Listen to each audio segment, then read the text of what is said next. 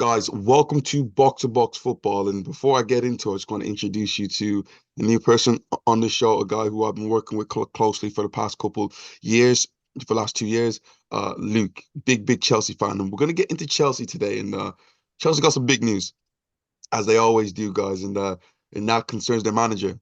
We've seen under Roman Abramovich, seconds upon seconds. And we were told with this new regime, that's not going to be the case. We're going to build. And since then, Chelsea have had what, six managers? Since then, am I Three correct? three permanent, Three but yeah. permanent, and obviously, yeah, three permanent, and then like the interim ones. But Chelsea, after having getting Poch at the start of last summer, seems like he has been, or as he's walked as Chelsea man, and Chelsea now have another vacancy, which is a shock. But Luke, first of all, could you explain why Poch walked, or did he, or did he get sacked? I'm a bit confused on what actually going on with that whole situation there. Well, I mean, all of the briefings are sort of saying that it was a mutual termination. It it's been described as a battle over recruitment, I think. So the club told Poch that pretty much this summer, Conor Gallagher, Trevor Chalobah, and Mark Cucurella will all be sold. Um, Poch wanted all three; they were all part of his plans completely. I mean, Conor Gallagher was used in every all bar one game in all competitions this season, so that shows how highly rated it was, given the armband, etc., etc. Trevor Chalobah returned from injury, played every minute once he returned, and we didn't lose a game with him in the starting 11. So yeah, it shows how key they were to his plans, and with them being sold, I don't blame him for walking. If that is the case, I think when you're a football manager, you need to be principled, and if your principles aren't being met and something you've agreed on previously isn't staying with a gentleman's agreement, then you have to do what you think's right for yourself. I think the way Poch ended the season, he's done himself no harm. If he'd have been sacked midway through, like there was rumours, then it could have damaged his reputation slightly. I think so. I think he's done the right thing for himself. Which, at the end of the day, in any career, you've got to put yourself first, haven't you? Do you feel with this whole situation that is the one thing I got, and a lot of people may have got, that he didn't feel comfortable as Chelsea manager? Do you think that might play the factor in him going? Because nice start to the nice end to the season. But if you're looking at the whole season based on the recruitment, based on the potential of this whole Chelsea team, do you think that's one of the reasons why played in the factor of him leaving as Chelsea manager? Because it hasn't been a smooth sailing season throughout the whole time. No, I think that he regretted joining the club, to be honest. And I think we will see in a couple of years' time an interview from him that will sort of echo the recent Jose Mourinho interview, where he pretty much said he rejected, he uh, was ashamed that he went to Spurs given his relationship with Chelsea fans, and he had no relationship with the Spurs fans. I think you'll have a similar thing with Poch in a couple of years' time, that he'll say that he regrets that decision and that he should have kept with his Spurs loyalties, etc., etc. So I think that probably did weigh on his mind through the season. There was definitely parts where he looked like he didn't want to be there. Yeah, and also I just want to say, what was your opinion on Chelsea fans' relationship with the manager? Because I never felt that connection. Because every Chelsea manager that's come in, they've always got a certain connection with the fans. Like Antonio Conte, the way he was so passionate. Jose Mourinho, was like even Thomas Tuchel. The ones who were always successful always had that connection. Did you feel Poch had the connection with the fans? Because I felt it was very, very divided with the fans at the same time. There were a lot of fans that didn't want him in the first place. I think so. There wasn't really a connection at all. I don't think there's a connection to talk about. I know after the Man United win, where we came back with the Cole Palmer brace in the last couple of minutes, that he spoke about a connection with the fans. But me personally, I never felt that with Poch. I mean, don't get me wrong. I was one of the people advocating for him last summer, and I think he did a good job overall with what he was given, bearing in mind the injuries we had and bits and pieces like that. But I do think overall that there was no real relationship there, and he could have stayed for 5 years, and I don't think there would have been a real relationship grown. I think just probably the Tottenham element didn't help. I think, but also you didn't really see any much passion from him. There was never. you didn't see that sort of fighting, that South American fighting spirit, which was something we've come accustomed to with Poch wherever he's been, pretty much. So, yeah, I don't think a relationship would have ever grown, and I think that's one thing Chelsea managers need is they need that relationship with the fans because 100%. the ones that end up having that, as you said, are always the more successful ones. 100%. Now, let's move on to one of the biggest elephants in the room, and that's the Chelsea owner, the Chelsea head of this, head of that. He seems to run a lot of stuff right now, Todd Bowley. Where does this kind of leave him? Because But it's he doesn't actually run a lot of the stuff anymore. He so obviously when he came in, he self-appointed as sporting director for like 3 or 4 months, just while they were because when the paperwork went through, it was a transfer window. They had no real choice, no real options. Prior to that, they couldn't agree any pre-contracts with staff or anything like that. So they had to take it on board. So the summer of 2022, he appointed himself as a sporting director because it was already the start of July. Thomas Tuchel wanted transfers. They gave Tuchel pretty much transfer freedom. So he signed Mark Cucurella, Koulibaly, Sterling, etc. Um, it was pretty obvious straight away that Tuchel weren't their man. They never wanted him to be their man. He was just there, and they needed a manager at the time.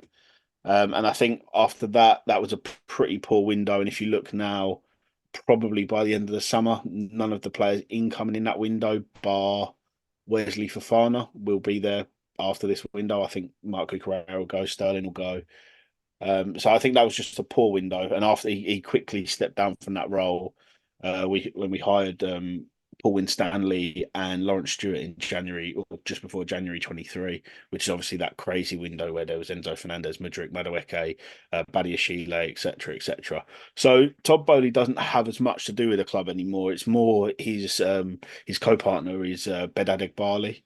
So he has a lot of the day-to-day running of the club he does, but anything recruitment based, whether that's staff or playing staff, is pretty much on the sporting directors, which is something a lot of people don't know. So a lot of the stuff that's gone on over the last 18 months is down to them. now, let me ask you about the manager. So Poch is out. Who's gonna come in? I and the one thing for me as I'm scrolling down, as I'm scrolling down looking at options, Luke, there isn't many. There isn't many outstanding options there that you can point to and be like, he's gonna be the next one. Yeah. Can you give me a couple names who you believe that's gonna be who you think is in the running, and also who you believe is going to be the next Chelsea manager? Yeah, so I think there's been a lot of briefings over the last sort of 3 or 4 days since Poch has left, and I think you're seeing lots of mentions of Kieran McKenna, Enzo Maresca, Thomas Frank, etc. I would pretty safely say it'll be none of those three. I think that is a big smoke screen for the work they're trying to do behind the scenes. And two names that I'm hearing rumoured, which, like I say, they're rumoured, so there's no guarantee. And Fabrizio Romano has tweeted in the last half an hour saying that Xavi is leaving Barcelona. So there is an emphasis at Chelsea where they want a passing style of play. And I know Xavi is high up on their list as a future manager, not necessarily the next one, but a future manager. Okay. So there is a little bit of talk around Xavi, and I know there was a little bit of talk around Cesc Fabregas coming in as a coach, not as a manager, as a coach. So you could see those two linking up, obviously played together. That's more of a dream, I would say, at this point for me. I would say that would be my dream pairing would for them two to come in together. I I don't think see it that's more of a happening. midfield than an actual managerial pair at this moment. If Yeah, you had them in the midfield back in the day, Chelsea might win it all. yeah. But I'm not sure But as a manager combo right now how I that would rate work. Xavi. I do rate Xavi quite highly. I've done a lot of research on him in the last couple of years, but I think it will be Ruben Amorim. That's who I think it'll end up being.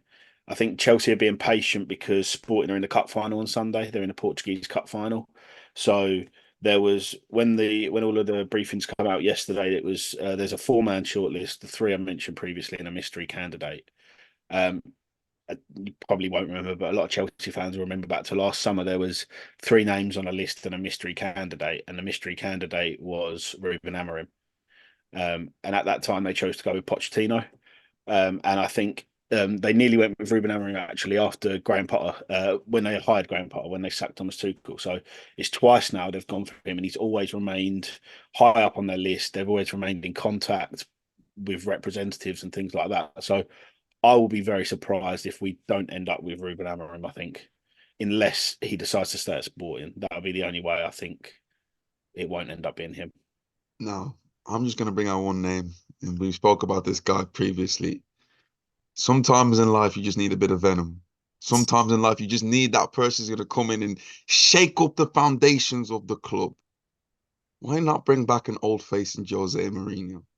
If No, no. because to me, Chelsea have lost their Chelsea, and who made Chelsea Chelsea at a point to me was Jose Mourinho. He is free, you know his love for London, and I think he does want to build back his relationship with Chelsea fans. Why not See, bring the him thing back? is, I think he has built that up through the media in the last couple of years because there was a stage, even for me personally, that Mourinho had lost it a little bit with the Chelsea fans. I think going to Spurs really didn't help him at all. But I just think that's the old Chelsea now, and it's taken me a long time to come to terms with we're not that team anymore. We are not that dominating club right now.